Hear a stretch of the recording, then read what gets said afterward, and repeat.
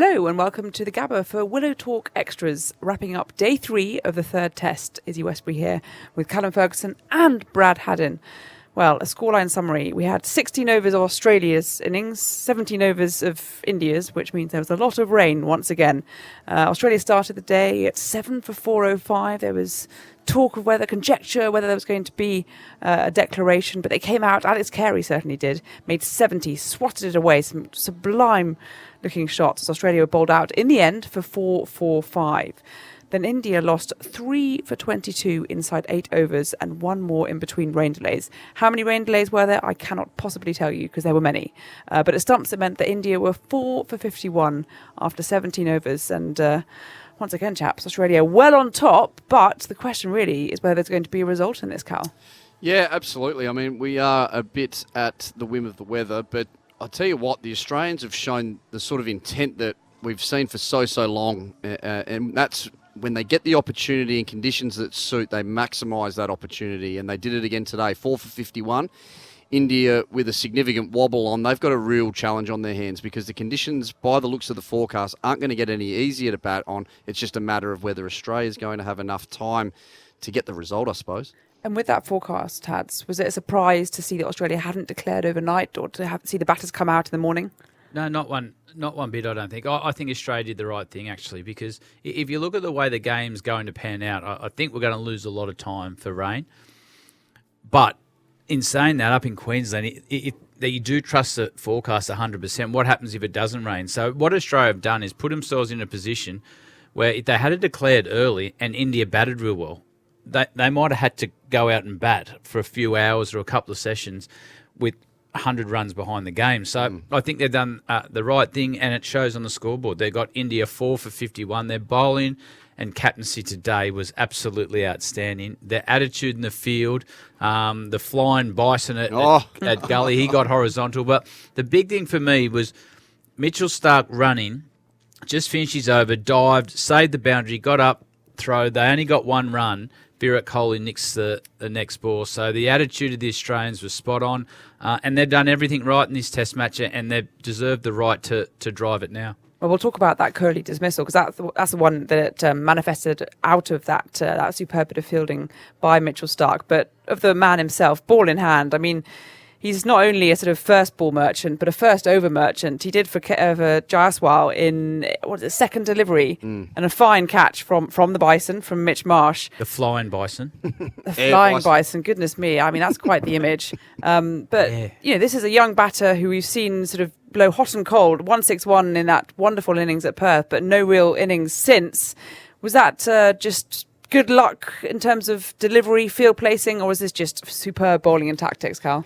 Oh, look, I think Mitchell Starc will admit that he didn't quite get it right with that delivery. It was a leg stick half volley, basically. It did shape down the line a touch, but let's not be too generous there. It was a really disappointing dismissal for Jaiswal. He's a fine young player, one of the best players in the world to watch, and he's been out so early in his innings so many times in this series so far. I'm really interested to see how he reacts in the next 2 tests or in the second innings, because you've got to say perhaps he's not quite got that side of his game right. Is he coming out maybe just a touch lackadaisical? I'm just going to try and take the game on from ball 1 against the new ball, against the best new ball bowling attack in the world? Well, it'll be really interesting to see what he does about this, because in the second innings in Perth, he actually came out and still looked to hit the ball from the very start of his innings. But the pitch in general in the first innings is very different to the pitch in the second innings. Well, I tell you what we did find out is he has a weakness against left-handers. He's been dismissed 6 times with average of 17 and 12 times to right-handers for average 46. So Australia would know that. He would know that also. And Mitchell Starc at the moment, I've never seen him bowl with such great control. He's controlling the ball. He's brought into his armoury. And it's really hard to play is the cross-seam delivery. And had a look at it closely today. You're setting up for the ball to come in, and you don't want him to hit you on the toe or catch you on the crease, Ferg. But all of a sudden it's a scrambled scene and it's hold its line. It's so hard to play when you've got the control that Mitchell Starc does at the moment. So he's just bowling at a different level. It's just a pleasure to watch, and it's a pleasure to watch his growth, actually. So at the moment, yes, it's hard work for Jaswell, but it's hard work for anyone with the way Mitchell Starc's control is. Well, Australia's bowling attack hitting all the right areas, but another man certainly within that cohort who's also hitting the right areas, but in the field. And I've just seen that he's fronting the press conference with a broad grin across his face. Is of course the nicknamed Bison, Mitch Marsh. We've already touched upon his catch to dismiss Jaiswal, but really it was the one to get Shubman Gill out at Gully that was a superb diving catch to his left. I know there's a bit of a giggle going on here. Was there a bit of mayo on that catch? Or? No way in the world. That was Air Bison. Yes. Air Bison. Yes. He was never, ever missing it. And you just had to look at the celebration of everyone around him. I tell you what they did do. He's got out of his way. Oh, he got out of a trot, the big Bison, and the teammates were having nothing to do with it. They got out of his way.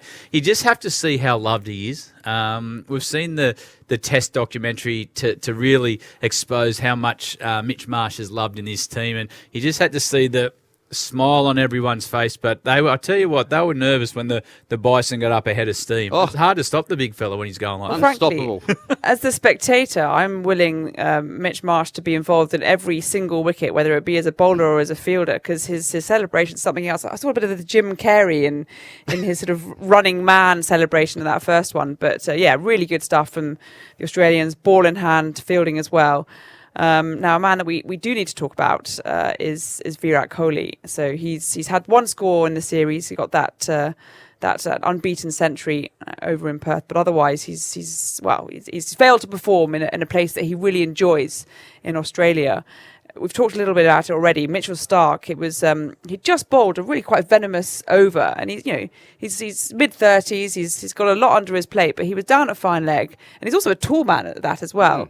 And he really had to sprint to get across the outfield, stop a ball that was racing somewhat, and save a boundary. He only picked up a single, which meant that Kohli was brought on strike, and it was Hazelwood who's got a really good record against Kohli.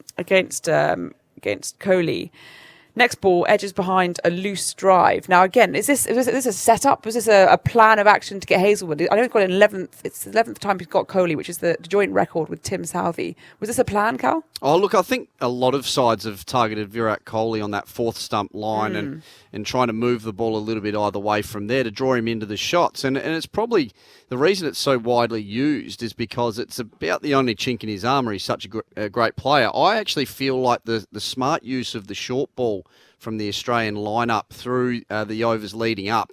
They haven't been overusing their bouncer, but they've certainly used it more since the first innings in Adelaide. And I wonder whether a couple that really reared, and I'm talking about balls that bounce significantly more than they normally would from that length, and we've got the data to back that up. So that would have unsettled any batter, and I wonder whether that just drew the shot out of Virat, because we've seen him play that exact shot and hit it for four so regularly, but I just wonder whether the little bit of variable bounce we saw leading into that dismissal just had him a touch off that drive that he would normally hit so well. I thought it was really clever bowling and captaincy. As you said, Ferg, it's been a plan for some time to hang the ball outside Kohli's eye line, about fourth, fifth stump, and get him to play with his hands early in the innings. If you go back to how Steve Smith played, for his first 50 runs, I think maybe he got a cut shot late, and apart from another one, that was the only runs he scored through the offside. And Paddy left a lot of real estate there for him. He said, there's the gap there. If you want to hit me for four, if you want to hit Josh for four, go for your life. So it was really well planned, and it's great when a plan like that comes off. He just got outside his eye line a bit, played with his hands. Alex Carey took a simple catch, but it was real disciplined work all round from the Australians to get that result. Now, loath are we to advise the king himself on what to do next or give him advice on his batting. But, I mean, what does he do? I know after the 2014 England tour, he had a bit of a torrid time. He sought the advice of the great oracle, Sachin Tendulkar, and from there seemed to rebound and bounce back. Where does Kohli go from here, Cal? Well, I'll tell you what, that's not a bad place to start. I reckon Sachin Tendulkar, he'd have plenty of great advice to give any player. But look, I just think he's got to keep reminding himself of what a great player he is and how well he's played here in the past, and perhaps draw on that, because it's really easy when you're struggling for runs to get a bit snatchy and looking to make the runs really quickly, and perhaps that was how he was feeling today after a long stint in the field. So I just love it when Virat is out there looking calm. He's playing within his box, nice and tight to his body, and I think if he can get back to playing that way, like we saw in Perth, he'll have plenty of big impact innings to play in this series. But certainly the Australians, on the back of some really disciplined bowling over the last 2 Test matches, have been able to get the wood on him, and they'll be looking to do exactly the opposite, not allow him to get into his innings at all.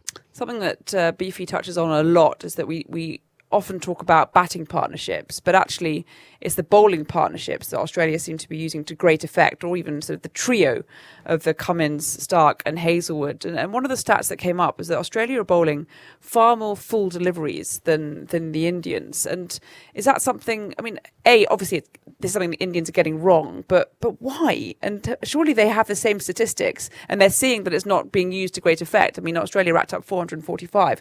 Why are the Indians not changing their bowling tactics? Well, I think if you have a look at the one class bowler India have, Bumrah, he is. He's been the outstanding bowler throughout the whole series. So he's got at the other end some inexperience. And Siraj wasn't coming off a great base leading into this series. I thought Deep did a really good job to bowl in partnership for the first couple of spells he had with Bumrah. But it's bringing the bowlers back in their third and fourth and fifth spell where Australia have been able to capitalise. So they're very experienced bowling attack, the 3 Australian quicks. They've got Nathan Lyon, who has barely been used in this series, who complements the 3 quicks. I just think it comes down to 3 highly skillful bowlers that know their game, they're world class, and the 3 of them complement each other so well. You've got the control now of Mitchell Starc and his pace and what he's doing with the new ball, his wicket-taking ability. You got the height of Josh Hazelwood, who's just asking questions all the time. And then you got the world-class performer in Paddy, who can do different roles. So to have 3 of those bowlers constantly building pressure, that at the moment is causing a lot of trouble for the Indian batsmen. We're going to move on to the Secret Cricket Club questions in a moment, but another cohort that I do want to, I think have performed excellently throughout this day, and that's the Gabba ground staff. Oh. In my other job, we talk a lot about when you have days like this and you're getting a lot of the steps in. It's just an opportunity to get some free fizz, some free physical activity in there. And Free fizz? Free fizz, yeah. I was thinking something a lot. Right. I've never heard, I was thinking, we're about to have a can. Free fizz. Yeah. Thought we're heading over to the free Cricketers physical Club. activity. Oh, yeah. no. The other free fizz comes out after that, and I'm sure we will be joining our colleagues at the Cricketers Club after this.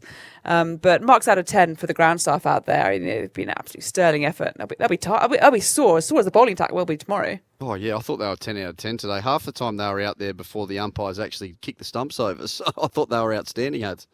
Oh, but they're the best in the business here, aren't they? They understand the weather conditions as well as anyone. I watched a couple of times just before the rain started, and the ground staff were waiting at the fence, and you're thinking, hang on a minute, boys, it doesn't look... All of a sudden, the rain comes down. So they did a wonderful job. I don't know about the free fizz in physical activity, but I tell you what, the boss should buy this ground staff a couple of cans of free fizz. Oh, yeah. 100%. Well, there you have it. So Cooper's moving Wild on. Ale, probably. Oh, yeah, it's all right. Moving on then to the final segment, the Secret Cricket Club questions. Tim asks, will Cummins enforce the follow-on if we clean up India cheaply here? Cal? Yes, I think we will, but it obviously depends on how many overs we have to bowl and whether this lower order bats the majority of tomorrow and well into the next day. If that's the case, then the Australians will probably have a bat, but if they bowl them out with enough time to try and take the 10 wickets, then they'll send them back in if they can. But I don't really believe there's going to be a scenario tomorrow where India get past the follow-on, to be honest. I agree.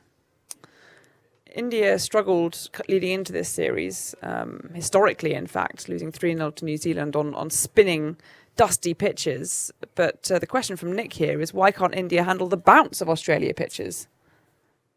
Well, at the moment, we've seen probably the 3 pitches India don't want to play on is Perth, Adelaide Pink Ball, and here.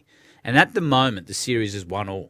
And if they can find some way to get out of this test match and go to Melbourne and Sydney at 1-1, that's a big win for India. It's just been some high-quality bowling. The wickets have been a little bit on offer there with the newish ball, and this Australian attack is relentless. So this is where you expect India to struggle.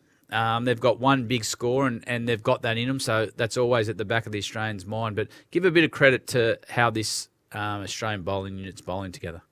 Yeah, credit where credit's due. Now, I like this question for a bit of imagination sprinkled in. Olivia asks, why can't there be a pink ball ready to go when the light is bad? Oh, imagine batting to that.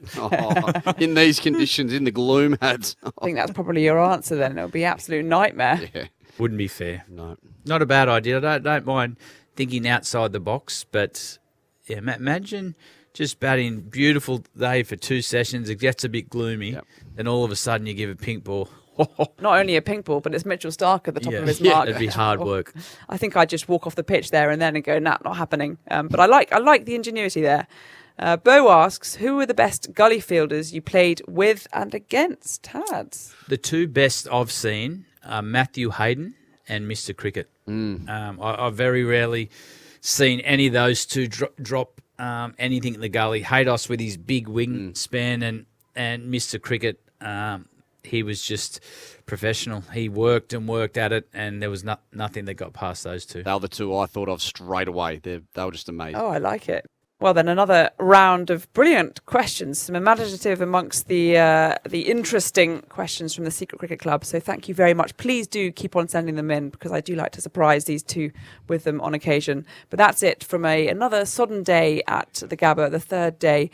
We'll come again back tomorrow at 10 to 10 local time in the morning. It's an early old start, but for now, it's goodbye from me, Izzy Westbury, Brad Haddin, Callum Ferguson. Thank you very much and good night. Go the Sixers. Yeah, thanks for watching the Willow Talk podcast on YouTube. Don't forget to hit the subscribe button so you don't have to miss an episode wherever you are. And while you're at it, check out these videos up here. They're mostly good.